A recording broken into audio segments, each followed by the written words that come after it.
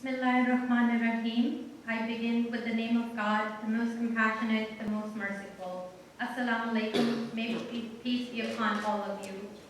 My name is Timmie Mirza, and I'm a CPA. I work for University of Delaware, and my job is to streamline existing processes and automate things to make life easier for people.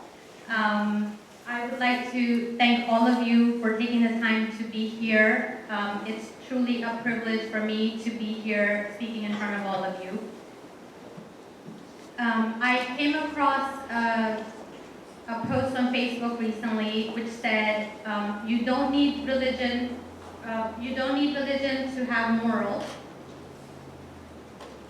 If you can't determine right from wrong, then you lack empathy, not religion. First, I will share my experience as a Muslim woman living and working in the US. Then I will talk about how I became a practicing Muslim, and with that, what I bring to the table. And lastly, I'll talk about things that you can do to help me and people like me to succeed in America. I started working for University of Delaware about 11 months ago. It was only recently that I decided to wear my headscarf. It's called a hijab. It's spelled as H-I-J-A-B. I had been wearing the hijab for more than a year on weekends and to most Muslim gatherings. And I really enjoyed wearing it. It took me a while to convince my husband that it was a good idea for me to start wearing it all the time. Over Thanksgiving break, I decided that this was something I strongly felt about, and I decided to stop wearing it to work. My friends and colleagues at work certainly noticed the difference, but they didn't say anything. They were being very respectful. Unfortunately, later that week, the shootings at San Bernardino happened. One day during a department meeting, I decided to address the elephant in the room, and I talked about my hijab. I talked about why this change happened in me, and I talked about what they could expect. I came to learn that a lot of my colleagues actually admired my new look, and men were actually being more respectful towards me. The men at my work are very courteous. They always hold the door open for women. After I started wearing my hijab, I noticed that in addition to actually holding the door open for me, they started giving me more personal space. When I heard about the attacks on women wearing hijabs in America, trust me, the thought crossed my mind that I should defer my decision to start wearing it at this time, but I stuck with it. I truly feel blessed that I am surrounded by some very supportive people. Now I want to talk about how I became a practicing Muslim. I was born and raised in Pakistan. I moved here when I was 18 years of age. I came here to go to college. I would describe my upbringing as moderately religious. In my household growing up, a lot of emphasis was placed on good morals and ethics and serving others, and less on the actual religious rituals. I did learn how to read the Quran, which is our holy book. It's in Arabic. I learned how to pray. I learned a few supplications, but mostly without learning the translation and learning the meaning of it. We would fast in Ramadan. We would pray on Fridays and on holidays, but we didn't used to pray regularly 5 times a day. We were so focused on our day-to-day lives, and that's how we rationalized not praying regularly. When I came to the US in 2001 to go to college, I got to meet people from probably every country and probably from every faith.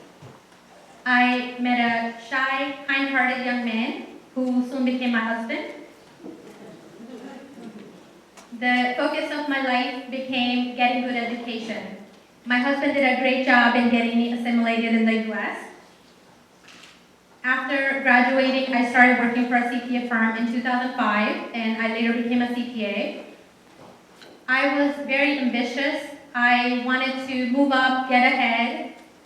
And then in 2008, we were blessed with a baby boy, and 20 months later with another one.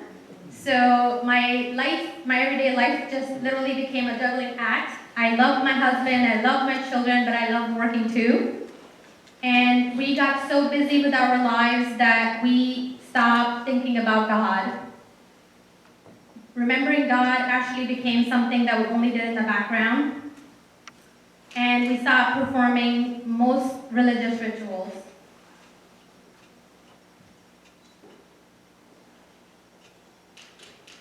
But during that time, we weren't thinking that God has a way of letting us know that He exists, because we make all kinds of plans, but He's the best of planners.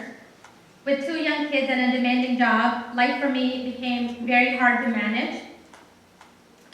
My husband and I found ourselves arguing regularly, and I felt that my bond with my kids was getting weaker, and I felt that my marriage was falling apart. I remember one day on my birthday, I was sitting in my kitchen with my mom, and she asked me what I wanted for my birthday, and I said peace. A few years before this happened, my mom had become very religious, and she started to convince me that I should stop worrying about the worldly things and I should focus only on praying.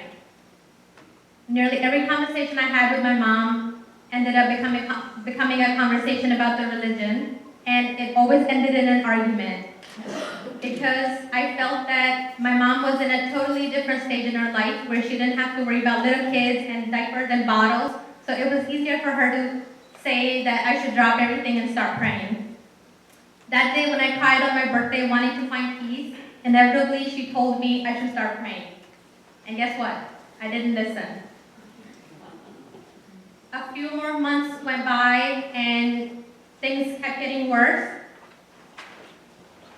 And I started to not sleep well at night. During that time, my mother-in-law was also very ill. One day I came home from work and I was really down. I started crying. I cried for a while, and then I decided to pull out a prayer rug and I started praying. I felt calm. I went to bed that night and I slept. Next day after work, I did the same thing and I felt the same way. And I tried that for a few more nights and same thing happened, and all of a sudden I started to sleep better at night. I started listening to different experts and scholars. I became very curious. Then I decided to start reading the Quran with translation. I'm only about 20% done, and it has transformed me completely. I'm a completely different person. Money, popularity, and prestige do not matter anymore. I have understood that God has made me for a much bigger and better purpose, and the purpose is to serve Him, and serve Him in every aspect of my life.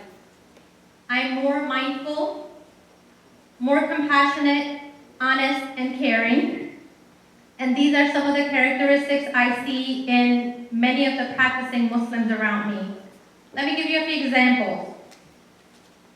At work, you don't call out sick unless you're actually sick. When you become a practicing Muslim, that's what happens. When you're getting paid for 8 hours a day, you make sure that you work at least 8 hours a day. If a coworker is overburdened by an upcoming deadline, you lend a hand. At home, if your neighbor is going through some issues, you don't just stand around and watch. You jump in and you help out. It teaches you to live an authentic life where you have congruence between your beliefs and your actions. You say what you mean and you do what you say. Now I want to share a few things that perhaps you guys can do to help me and people like me to succeed in America. These are actually the things that I've experienced firsthand, and they make a big difference in my well-being and in me in feeling rooted in America. First thing would be to be flexible. Allow your employees time for Friday and daily prayers. At my work, We don't schedule any meetings between 12 and 2 on Fridays that require my attendance. Allow time off for holidays, because it is a big deal for Muslims, and having a guilt-free day off is priceless. Be accommodating. Provide private or semi-private spaces for praying at work. My boss actually got me a privacy screen for my cubicle so that I can just stay at work and pray in my cubicle instead of going outside to the car in the cold.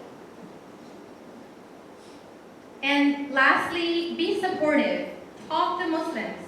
Ask them about their values and their beliefs. You may learn that you actually have a lot in common with them. To conclude my discussion, I want to mention that my experience may not be a typical experience of a Muslim in America right now, but I did want to point out all the things that are working well and how we can incorporate more of these into our societies. I would like all of us to show empathy towards each other, and we really don't need a religion to teach us that. If a woman shows up in a hijab at work, please ask her what it means to her. You may learn that it makes her feel secure. It may be her way of showing devotion to her Creator. Your acceptance may mean the world to her. Your support will help her in feeling integrated in America. I would like to thank you all for your time and your attention. And I also want to thank all the volunteers, and especially Dr. Khan. May God give you the best reward for your efforts. And I would like to get to know all of you at a personal level. And I would like to keep this dialogue going. Thank you.